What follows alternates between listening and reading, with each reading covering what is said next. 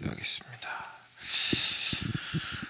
신실하신 하나님 감사합니다. 항상 우리와 함께 하시고 한결 같으시고 우리를 위하시며 무엇보다도 당신의 영광을 위하여 우리를 구원하시는 주님을 찬양합니다.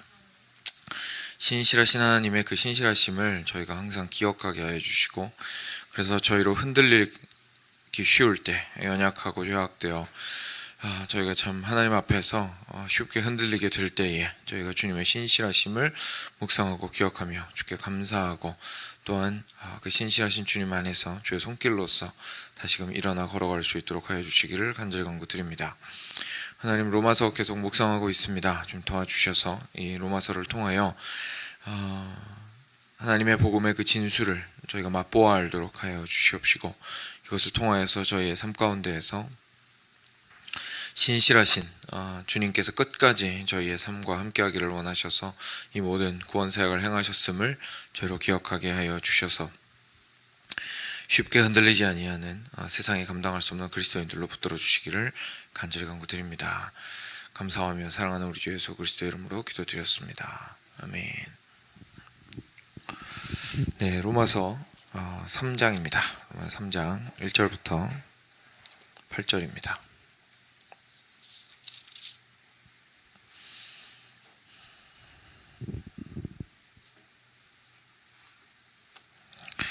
네, 같이 교독하겠습니다. 제가 먼저 한 절 읽겠습니다.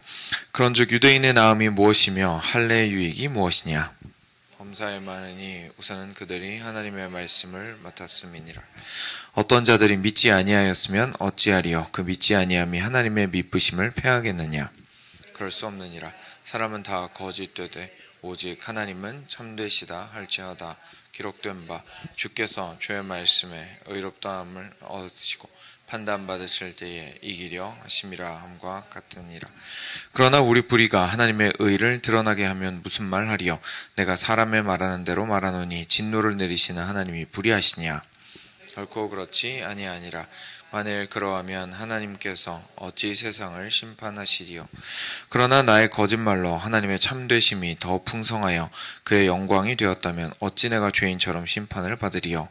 또는 그러면 선을 이루기 위하여 악을 행하자 하지 않겠느냐? 어떤 이들이 이렇게 비방하여 우리가 이런 말을 한다고 하니 그들은 정죄받는 것이 마땅하니라. 아멘. 네. 2장에 들어와서 사도 바울이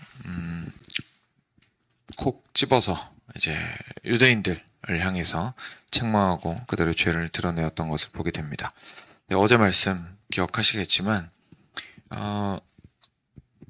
겉으로 드러난 유대인이 아니요, 속사람이 유대인이어야 참 유대인이고, 속사람이 할례를 받았어요. 마음은 할례해야 할지니, 그렇죠? 그래서 마음에 할례를 받은 것이 오히려 참된 유대인의 징표다라는 것을 이야기를 했었는데, 제가 마지막 부분에 좀 나누었던 거 아마 기억하실 겁니다. 이 뜻이 저희가 오해하면 안 되는 것이, 저희가 마음만에 할례를 한다라는 것이 행동이랑 무관하고, 내가 행동이 실패하고 무너지고 이래도 하나님은 내 속마음을 보고 괜찮다고 하실 거야, 이런 뜻이 아닙니다. 이런 뜻이 아니라 유대인들을 향해서 지금 하는 말이기 때문에, 유대인들은 이미 행동이 완성이 돼 있는 사람들입니다. 이미 행동이 완성이 돼 있는 사람들에게 빈 마음을 책망하는 겁니다. 그러니까 하나님께서는 두 가지를 다 요구하시는데, 온전한 마음에서 출발한 귀한 행동을 하나님께서는 항상 함께 보시는데, 왜냐하면 예수님께서도 행동하지 않는 것에 대해서 항상 책망을 하셨죠. 두 가지를 항상 함께 보시는데, 유대인들은 자기들이 유대인이라는 배지 달고 있다고, 할례 받았다고, 그리고 자기들은 그래도 율법을 보유하고 있고 그거 가지고 하나님의 택함 받은 선민이라고 생각하면서, 거기에서 속마음은 사실은 전혀 딴 곳에 콩밭에 가 있는데, 하나님의 영광에는 전혀 관심이 없고 자기 유익에만 관심이 있는데, 단지 앞서 말씀드린 그런 조건들로 자기들은 구원받을 거라고 생각했기 때문에 하나님께서 마음을 돌이켜보라는 의미로 이렇게 말씀을 하셨던 것이죠. 사실은 두 쪽이 다 필요하다. 속과 겉이 우리가 항상 함께 변화되어 가야 한다라는 것을 사실은 말씀하고 있으시다는 것을 제가 좀 기억할 필요가 있습니다. 저희가 이것을 왜 리뷰를 좀 했냐면요, 리마인드를 했냐면, 그러면 이제 사람들이 질문할 수 있잖아요. 그러면 유대인이라고 해서 뭐 딱히 뭐 그렇게 좋은 건 없네요. 그죠? 이렇게 질문할 수 있지 않습니까? 아니, 이름표가 별거 아니고 어차피 속사람이 유대인인 게 중요하고 마음을 순수하게 먹고 열심히 잘 살아가면 되는 거 아닙니까? 유대인이라는 것 자체가 이제 크게 의미가 없군요. 이렇게 얘기를 할 수가 있을 겁니다. 그래서 오늘 3장 첫 번째가 그렇게 시작을 하는 겁니다. 그런즉 유대인의 나음이 무엇이며 할례의 유익이 무엇이냐. 옛날에 구약시대 때는 다 유대인들이었고 다 할례 받았는데 그럼 그게 아무 소용이 없단 말입니까? 그렇지 않습니다. 2절에 범사에 많으니 참 많습니다. 모든 일에 그들이 참 유익을 얻었습니다. 우선은 그들이 하나님의 말씀을 맡았음이니라 라고 이야기하십니다. 여기에 표현을 일단 조금 저희가 한국말로는 약간 오해하기가 쉬운 표현으로 되어 있어서 말씀을 드리면 범사에 많은 이는 모든 일들이 그들이 가지고 있는 모든 것들이 아니면 많은 것들이 모두가 하나님께서 주신 축복인데 우선은 이라고 표현한 거는요. 첫 번째는 이런 뜻이 아니고 그 중에 제일은 이런 뜻입니다. 그 중에 제일은 많은 복을 받았는데 그 중에 제일은 그들이 하나님의 말씀을 맡은 것입니다. 이렇게 얘기하는 겁니다. 그러니까 유대인과 할례를 받은 것이 왜 귀하냐면 실제로 시내산에서 하나님을 만나고 그리고 하나님의 말씀을 받았기 때문에 그렇습니다. 이제까지 앞부분에서 사도 바울이 계속 율법이라는 표현을 썼었거든요. 그러니까 이스라엘 백성들이 율법을 받지 않았습니까? 그렇죠? 근데 그 율법을 지금은 뭐라고 표현을 하고 있냐면 하나님의 말씀이라고 표현하고 있습니다. 하나님의 말씀을 받았다. 그죠? 근데 앞에서는 율법 지키면서 사실은 마음이 없는 것에 대해서 굉장히 책망을 했잖아요. 또는 율법을 온전하게 지키지 못하면서 다른 사람을 정죄하는 모습, 그런 것들에 대해서 굉장히 책망을 했었는데 여기서는 또 하나님의 말씀으로 이 율법을 가진 것이 이들에게 큰 유익이다. 이렇게 얘기하는 걸 보면 저희는 약간 이게 무슨 말이지? 라고 생각이 될 수가 있습니다. 결국은 뭘 책망하고 있는 거냐면 유대인들이 이 율법을 하나님의 말씀으로 온전히 받지 않은 거죠. 이 율법을 통해서 결국은 하나님께서 주신 말씀을 통해서 하나님과 가까워지고 하나님을 사랑하고 이웃을 사랑하고 그리고 그 가운데서 하나님을 사랑하는 사람의 모습으로 변화되어 가고 이런 것들에 더 초점을 맞추었어야 했는데 이 사람들이 오해를 해서 또는 죄악된 마음으로 받아서 이 사람들이 어떻게 생각했냐면 지키면 하나님은 무조건 축복해 주신다. 지키기만 하면. 하나님을 사랑하는 마음 이런 거 필요 없고 그냥 내가 법만 다 지키면 나는 당당하다. 사람들한테 해야 될 일이 있으면 나는 해야 될 일만 일단 다 하면 그리고 나쁜 짓 안 하면 나는 그래도 하나님 앞에서 인정받을 수 있다. 라고 생각을 한 것이었습니다. 유대인들의 문제는. 그러니까 유대인들이 받은 율법 자체가 문제가 아니라 그걸 엉뚱하게 이해하고 그냥 그거에 목매면서 거기에서 내가 이거 다 지켰으면 됐어. 나한테 뭐라고 하지 마. 이제 내 시간 가질 테니까 지금부터는 내 시간 가질 때 뭐라고 하지 마. 라고 얘기를 한 것이나 마찬가지였기 때문에 그 부분을 책망한 것이라고 저희가 이해를 하면 되겠습니다. 그러니까 율법 자체가 잘못되었거나 나쁘거나 악한 것이 절대로 아니라는 얘기입니다. 율법은 하나님께로부터 온 것이지만 유대인들이 그것을 받았을 때에 좀 자기들의 의를 위해서 사용을 하느라고 오해하였음을 저희가 보게 됩니다. 그러다 보니까 여러 가지 이 상황에 대해서 바울이 지금까지 이야기한 이것들에 대해서 반론들이 많이 제기가 될 수 있습니다. 그래서 그거에 대해서 이야기를 하는 부분이 이제 이어지거든요.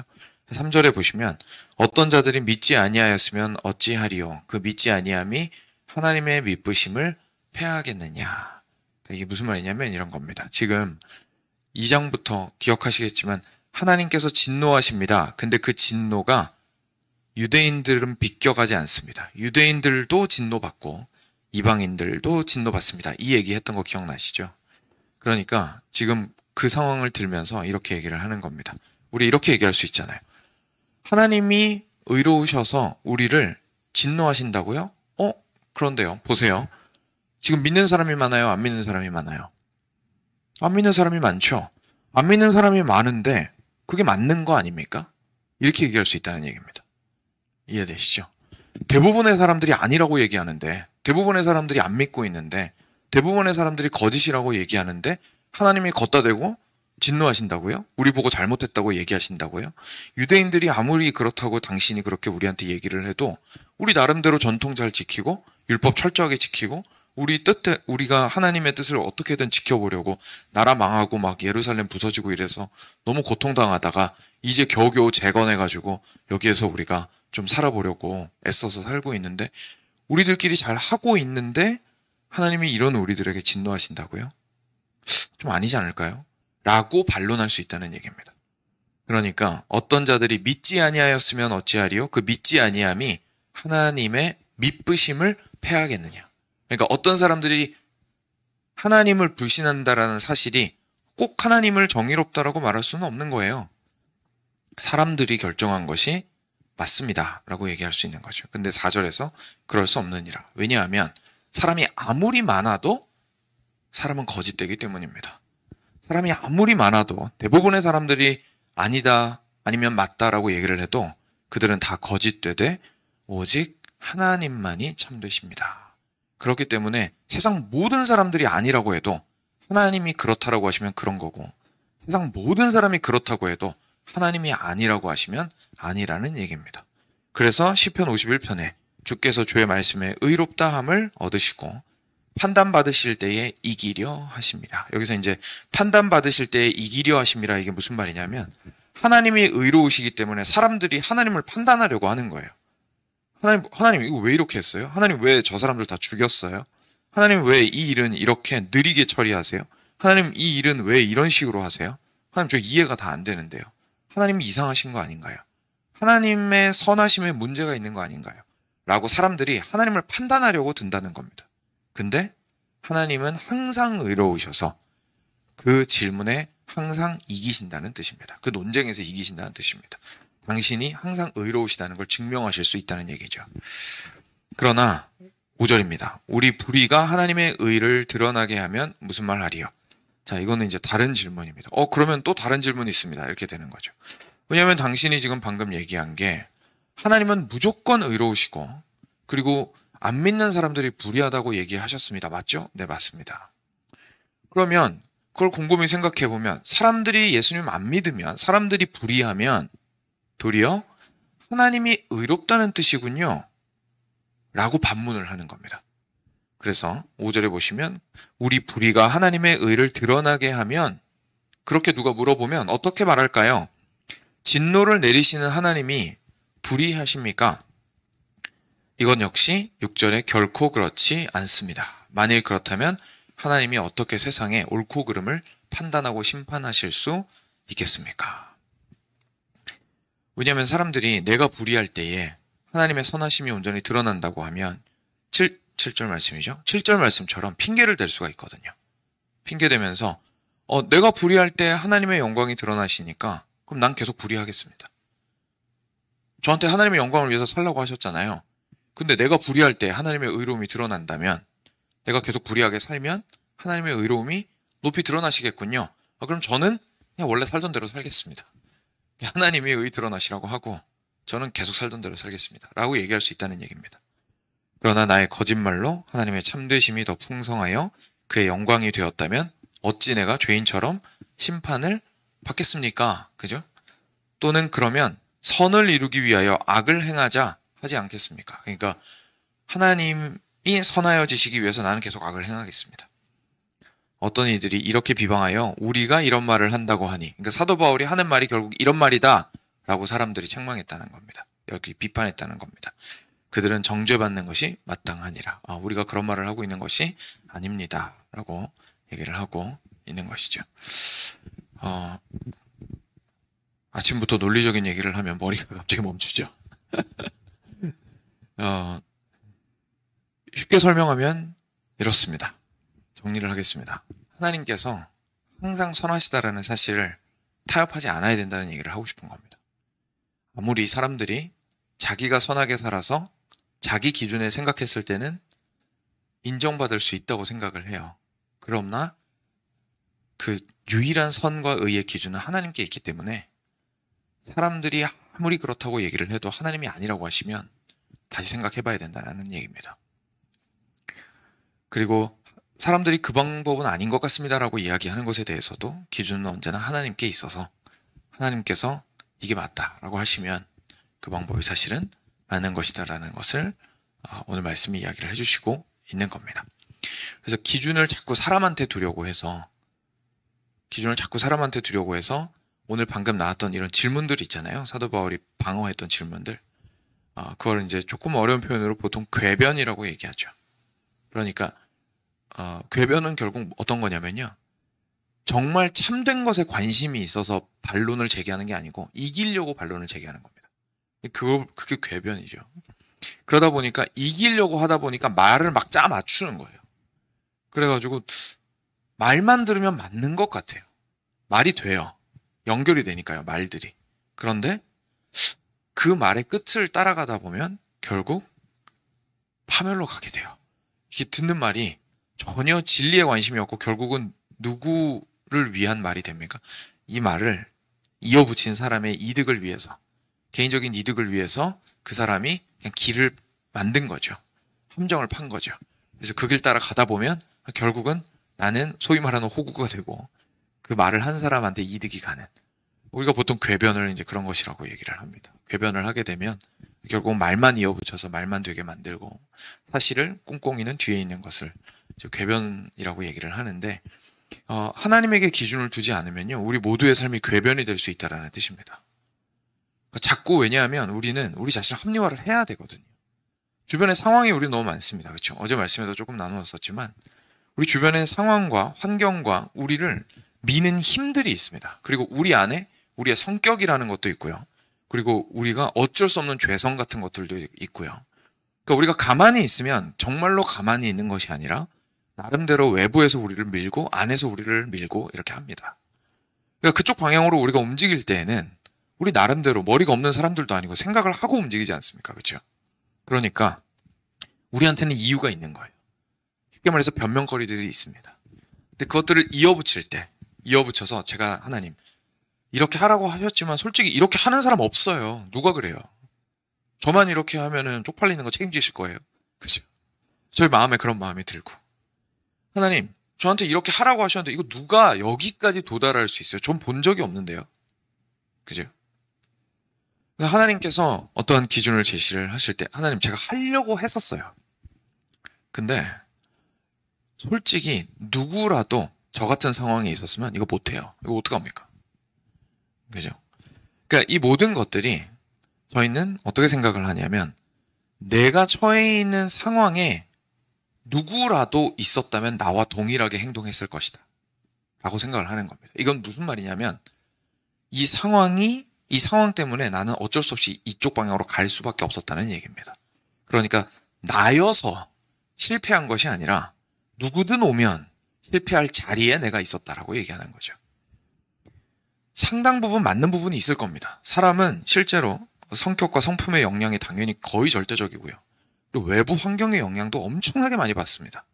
그러니까 그 싸움이 어려운 것도 맞고요. 그리로 흘러가는데 우리가 연약해져서 그리로 흘러간 것도 맞을 겁니다.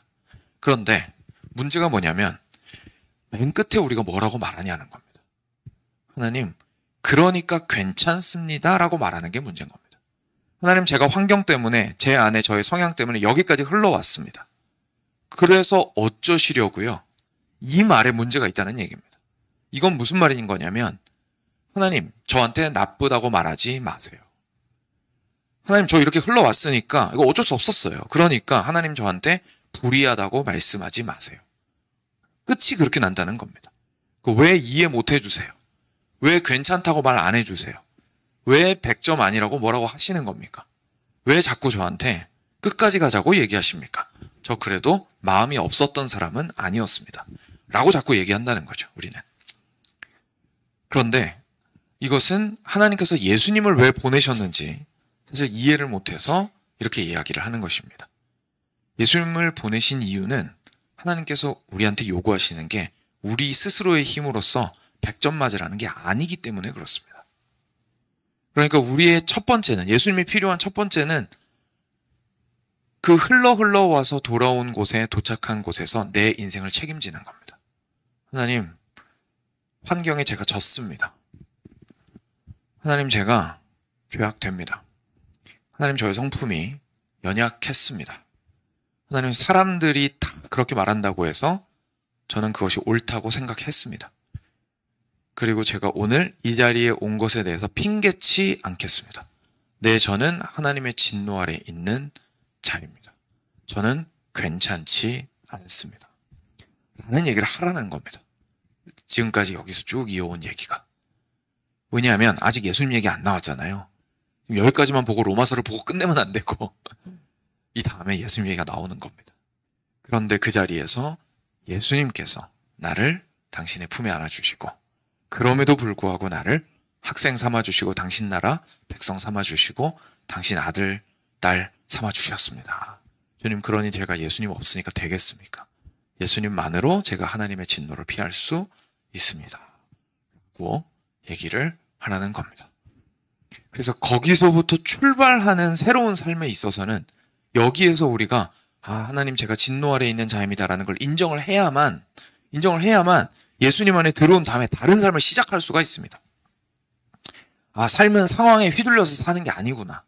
내가 이 상황 가운데서 상황 때문에 내가 그렇게 결정했다고 변명했었는데 이제는 변명하지 않겠습니다라고 얘기하고 예수님께 용서받은 사람으로서 그래도 변명을 예전보다는 좀 덜 해야 되지 않겠는가. 그래서 자꾸 상황 탓 그만 좀 해야 되지 않겠는가.